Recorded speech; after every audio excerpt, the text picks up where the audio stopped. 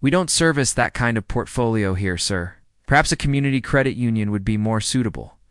Victoria Hale's cold voice cut through the lobby like a blade slicing the air. A few eyes flickered with sick amusement.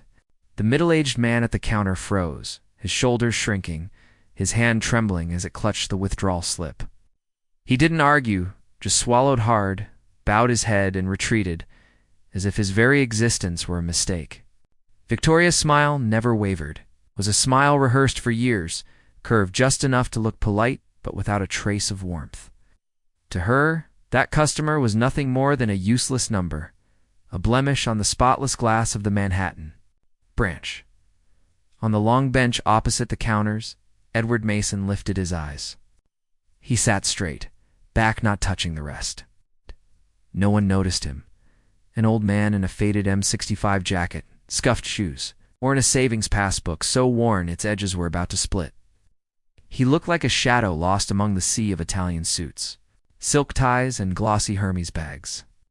A young woman in a silk dress wrinkled her nose, pulling her Chanel bag closer as she slid farther away. Her gaze skimmed over Edward and moved on, as though he didn't exist.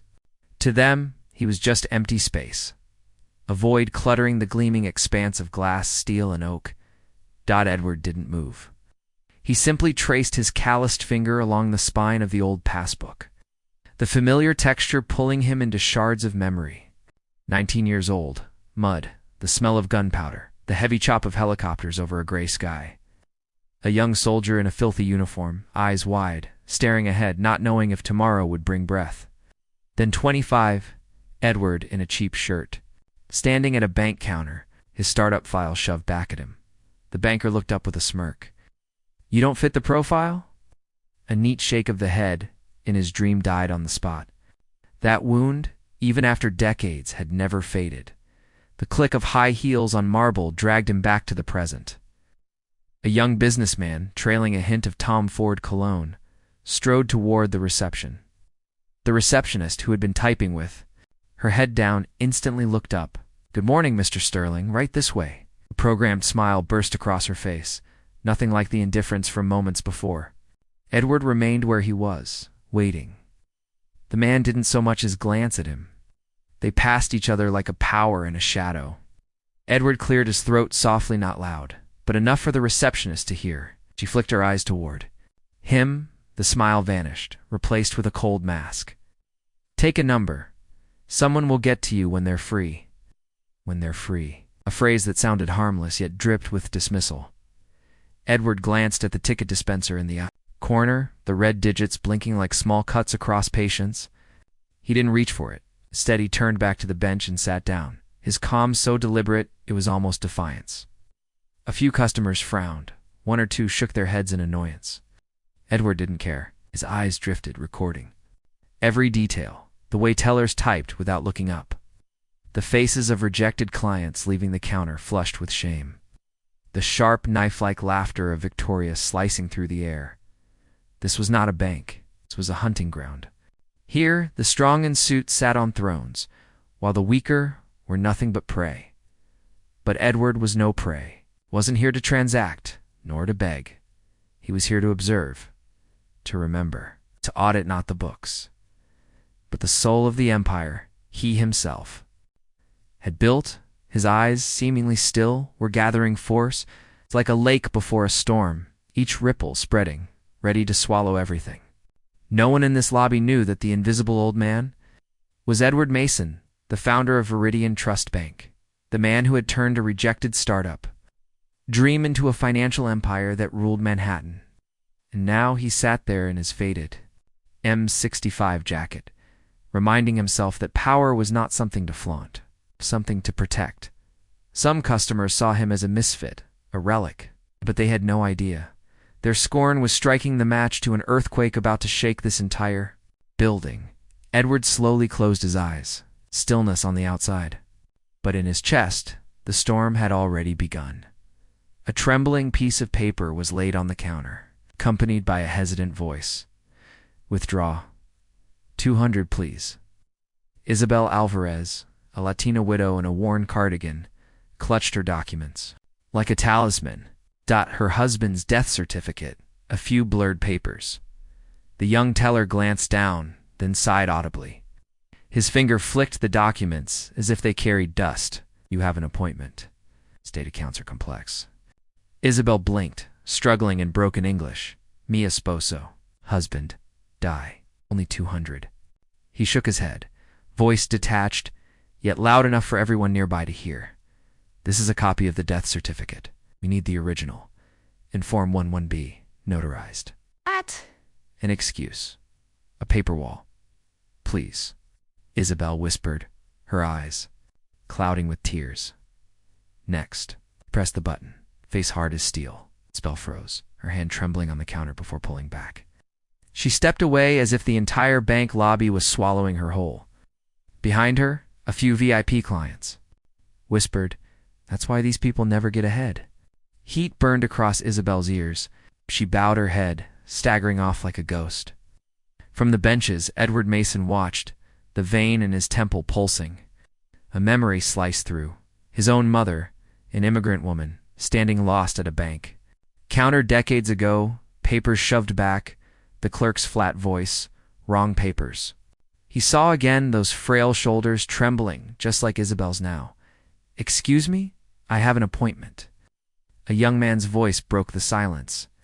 Marcus Green, a black college student in a cheap but neatly pressed shirt, tie knotted tight. He placed a small loan application on the desk, his voice laced with desperate hope. "I need a small loan, just for textbooks. I've got good credit, steady part-time job." The loan officer didn't open the file. He stared at the screen, sipped his latte, then smirked. "Son, the algorithm says no.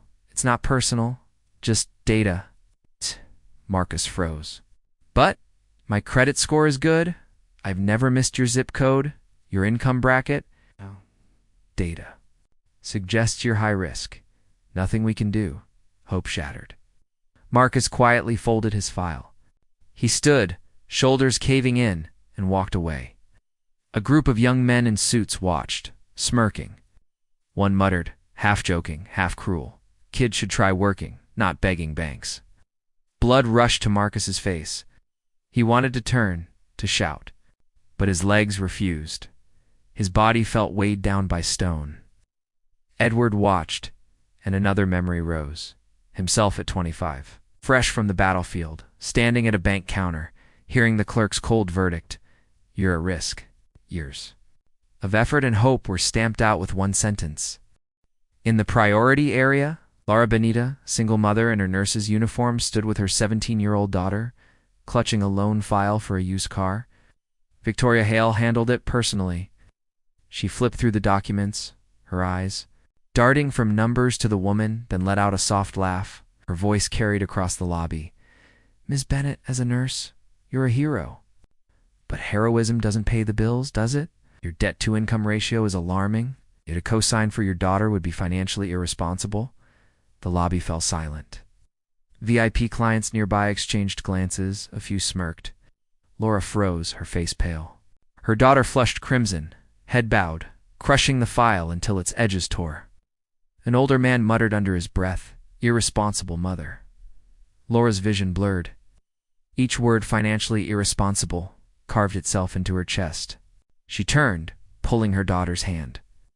They walked away quietly, like shadows erased from a stage. Edward followed them with his eyes. In that instant, he saw himself in the early years of fatherhood, medical bills stacked high, society's contempt heavy on his back. He knew too well the sting of the gaze Laura had just endured. The bank remained brightly lit, keyboards still, clattering sunlight still streaming through the atrium. But beneath the gleam, what had unfolded was nothing less than a ruthless play. The weak humiliated, the strong smirking. Edward Mason did not look away. He sat straight, motionless, but inside, each drop was filling an invisible glass. Isabel's pain, Marcus's crushed hope, Laura's humiliation. Each drop pushed it closer to the brim. And when it spilled, no silence would be strong enough to contain it. A sob broke from the corner of the lobby, small, stifled, but sharp. Enough to shatter the sterile silence. Isabel Alvarez was still there. She sat pressed against the wall, clutching her papers to her chest, her shoulders shaking. She no longer tried to cue. She simply sat, eyes red, trying to make herself disappear. Victoria Hale noticed. Her gaze darkened, as though spotting a stain on glass. "Security," she called, her voice cutting across the lobby, each word A. "Blade, please escort this woman out. She's disturbing the ambiance." Ambience. Not customer. Not person. Just an object disrupting the pristine tableau she curated. At! 2 guards stepped forward. Their shoes struck the marble, like a drumbeat of execution. One reached out. "Ma'am, please, wait." The voice wasn't loud, but it rang like a bell. Heads turned. Ethan Jotha, young teller who had worked silently all morning, stepped out from behind his counter. He walked to Isabel and knelt beside her in full view of everyone. Pulled out a blank form, pen trembling in his hand. His voice was low but steady. "Senora de Jim, Ia Darla. We can file a temporary withdrawal request. It's not standard, but I can try." Isabel lifted her tear-filled eyes, hope glimmering faintly. She nodded over and over, whispering gracias. Gracias hee-ho, murmurs rippled. Some staff dropped their eyes. Some customers stared in surprise. Others frowned in annoyance. In a space built on coldness, kindness suddenly looked like rebellion. Victoria froze. It took her a beat to process. Then her face twisted with fury. She stormed forward, heels pounding. Her voice cracked through the air. "Mr. Joe, what do you think you're doing? I gave an order." Ethan rose, set the pen down, and met her gaze. He no longer trembled. "I'm doing my job, Ms. Hale. I'm helping a customer." The words dropped like a bomb.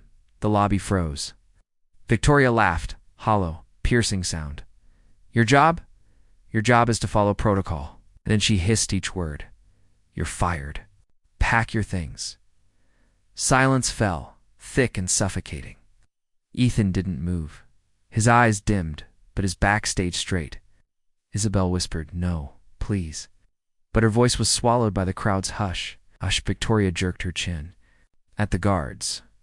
And get her out, now." Out, guard!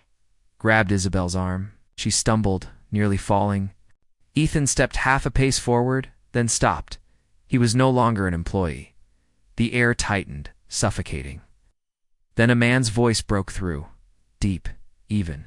Not loud, but each word struck like a hammer. The boy was right. Was serving a customer. That is the protocol. Every head turned to Edward Mason. He stood, slowly calm, the worn passbook still in his hand. His voice didn't shake, didn't snarl. It was simply the truth. Victoria whipped around, fire flashing in. Her eyes. For the first time all day, she had found a new target, one she thought easy to crush. "And who are you?" she spat, a venomous smile curling. "Her lawyer's security," she barked. "Get this vagrant out of my bank." The guards closed. In rough hands seizing Edward's arms, Ethan burst out. "Wait, and you," Victoria snapped at him, fingers stabbing the air. "Out. You're done here." The words sliced the air clean in two. Isabel cried out, broken. Poor favor. Laura Bennett and her daughter, near the doors, froze, hardly daring to breathe. Marcus Green clenched his file, ready to stand, but his legs turned to stone. The glass doors slid open. Cold air rushed in. The guards shoved Edward out without. Care Ethan followed, clutching a cardboard box with family photos and a few books. Isabel was dragged, her silver hair spilling forward. It all lasted only seconds, but it stretched like a public trial. The doors slammed shut behind them. Inside, sunlight still streamed down from the skylight, bright and golden. Yet the lobby was drowned in deadly silence. Evil had triumphed. Good was pushed into the street. And within Edward Mason's chest, the storm remained caged, waiting to break. 15 minutes. Enough for the bank to sink back into its counterfeit. Normal. The clatter of keyboards, the hum of printers, wealthy clients murmuring over small talk. But no one forgot the image of 3 people dragged out like refuse. The heavy air still hung, unshaken. The glass doors opened again. Edward Mason stepped inside. Still the faded M65 jacket, still the old passbook in his hand. He did not walk alone. To his left, a man in a sharp navy suit stride commanding, the chief operating officer of Viridian Trust. To his right, a woman with cropped hair, thin-rimmed glasses, and a severe face, the head of legal. The air in the lobby froze. Employees lifted their heads. Customers stopped talking. Victoria Hale shot up from her seat. Her face drained when her eyes locked on the man in the navy suit. The coup, her direct superior. The man whose face, voice, and signature every branch manager was expected to know by heart. Her pulse raced. Why was he here, and why was he walking beside that old vagrant? But arrogance smothered panic. Victoria forced on her professional smile. Good afternoon, sir. I wasn't told you'd be visiting. Edward didn't look at her. He walked straight to the counter where Ethan Joe was packing his few belongings into a cardboard box. A family photo. A couple of books. A broken pen. Edward placed his calloused hand on Ethan's shoulder. His voice was low, steady, resonant, without strain. Mr. Joe, don't stop on my account. You're not fired. You're promoted. Acting branch manager, effective immediately. The words Rang across the lobby like a bell. A few employees gaped. Customers whispered. Ethan stood frozen, eyes wide, lips trembling. He turned to Edward, stunned. Victoria stiffened. She glared at the old man in a shabby coat. Nothing matched his clothes, screamed outcast, but his voice commanded. She hissed, "This is absurd." "You can't." Edward turned his head. Meeting her eyes for the first time, his gaze was a cold blade, and Victoria stepped back. He didn't pull out an employee badge, pulled out his phone and switched on the speaker. The coup's voice thundered across the lobby, sharp, unyielding. "The emergency board meeting is convened. Mr. Mason, we have the records you requested." One word. Mason struck like lightning. The entire lobby went still. Employees stared at one another. Customers gaped. Victoria froze, petrified. Memories flashed, portraits hanging in the auditorium, magazine covers, system-wide video calls, the deep eyes, the steady voice. That faced the face of the founder, the honorary chairman, the man she had just ordered thrown out. Her lips quivered. No, it can't be. That old man was you. The coup began reading, Manhattan branch, last 3 months. 47 customer complaints dismissed without justification. 12 cases of service denial based on demographic profiling. 3 confidential settlements for discrimination lawsuits. Each figure slammed down like a hammer. Victoria went pale. Some employees bowed their heads, whispering. Edward raised his hand. Enough numbers. Let's talk about people. He scanned the room, then gestured. Isabel Alvarez, eyes red and swollen. Marcus Green, clutching his file. Laura Bennett is, holding her daughter's shoulder tight. Come, Edward said. Stand with me. They walked forward slowly, trembling, but their heads rising higher with each step. Edward turned back to Victoria. His voice dropped like a verdict. These people are not data points, Miss Hale. They are the reason this bank exists. You saw them as liabilities. I see them as our entire portfolio. The lobby went silent. Not the silence of fear, but of awakening. Edward turned to Ethan. Mr. Joe, please process Mrs. Alvarez's withdrawal, then approve Mr. Green's and Ms. Bennett's loans. Use your new managerial discretion. Ethan swallowed hard, then nodded firmly. He returned to the counter, hands still trembling as he typed. But his eyes alight, Victoria broke, screaming. This is a farce. He's manipulating. Edward didn't turn. The voice was weighty as iron. Security. Please escort Miss Hale out of the building. Her portfolio here is closed. The very words she had once used now turned back to crush her. The guards, the same men who had dragged Edward, looked at each other, then moved toward her. Victoria thrashed, shrieking, Do you know who I am? This is my branch. No one answered. The glass doors opened. The staccato of her heels faltered. Her practiced smile shattered. When the doors shut behind Victoria Hale, the entire branch sank into silence. But this time, it was not the silence of fear. It was the silence of an era collapsing. The bank lobby was silent. Just minutes before, it had been a makeshift courtroom.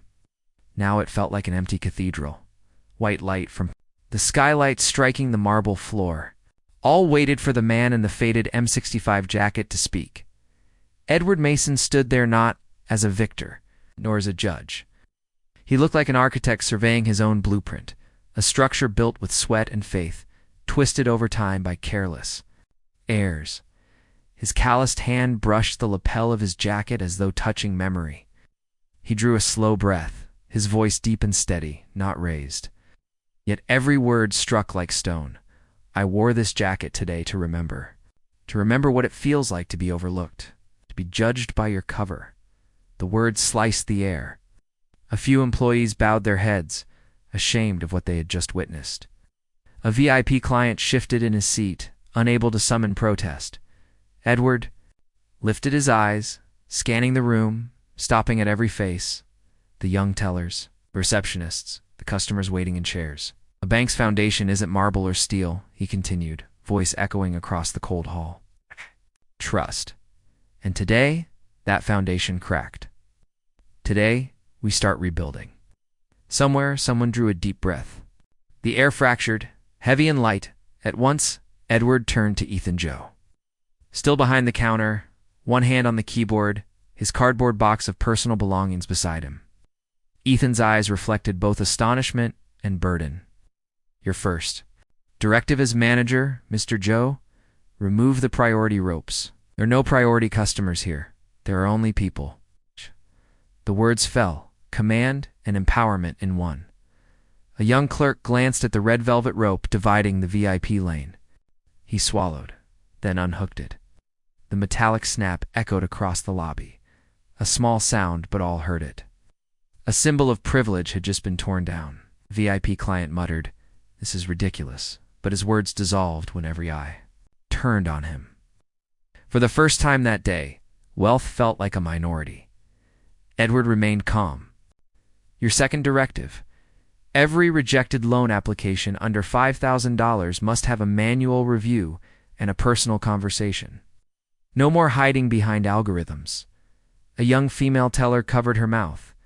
She had dismissed dozens of applications with a single click. Now responsibility returned to her hands, but in her eyes flickered something human. Ethan nodded, steady now. His voice rang out clear. Yes, sir. See it done. At that moment, Isabel Alvarez stepped forward. The frail woman's hands shook, eyes still red, but words weren't needed. She clasped Edward's hand, nodding through tears. Marcus Green straightened his back, clutching his file, faith returning small, but stronger than any credit score. Laura Bennett smiled faintly, a trembling, dawn-bright smile. She looked at her daughter and saw her no longer hunched in shame. Edward looked at them, then at the lobby. Dozens of employees stood silent. Some polished their glasses, others stared at the floor, but all were listening. He needed no more words. He nodded at Athena, nod of trust. Then he turned. I didn't stay for applause. He didn't want a personal coronation. He'd come to reset the foundation, then leave. His footsteps echoed on marble, matching the heartbeat of the room. The camera, if this were filmed, did not follow him. It stayed inside the lobby, where the true story was beginning. Ethan Joe extended his hand. Shaking Marcus Green's, the handshake was trembling, but it was a start. Isabel wept again, but this time with relief. Laura pulled out a chair for her daughter, for the first time feeling this place could belong to them too. Behind them, staff quietly removed the remaining velvet ropes. The metallic snap and hiss of retracting cords rippled through the hall. Small actions, but visible to all. The atmosphere shifted, like ice cracking to reveal water beneath the camera. Lingered on Ethan's face. He looked around the bank now entrusted to him. On his shoulders lay wreckage and weight, but in his eyes burned a fire. The belief that, from ashes, something could be built again. Edward stepped through the glass doors. The wind of Manhattan swept in. Car horns, footsteps on pavement. He lifted his gaze at towers of steel and glass, then lowered it to the river of people. Every color, every story, rushing along the sidewalks. In that moment, Edward thought this was never about the bank. It was about people. The camera was no. Longer inside, it followed him outside, then stayed behind as the old man in the faded jacket disappeared into the crowd. No one recognized him, but everyone inside the lobby had just learned he was the foundation itself. The screen dimmed to black. Only his voice remained, echoing like it came from the stone walls. Trust is the only currency that never devalues, sometimes. Strength does not lie in numbers, nor in cold marble walls. True strength comes from trust, from how we choose to see the people beside us. Today's story is just a small fracture in a bank that seemed untouchable. But through those cracks, light will find its way. If you believe that trust is the currency that never loses value, leave a like, share this story, and don't forget to subscribe to Toch Stories so we can continue spreading more human lessons.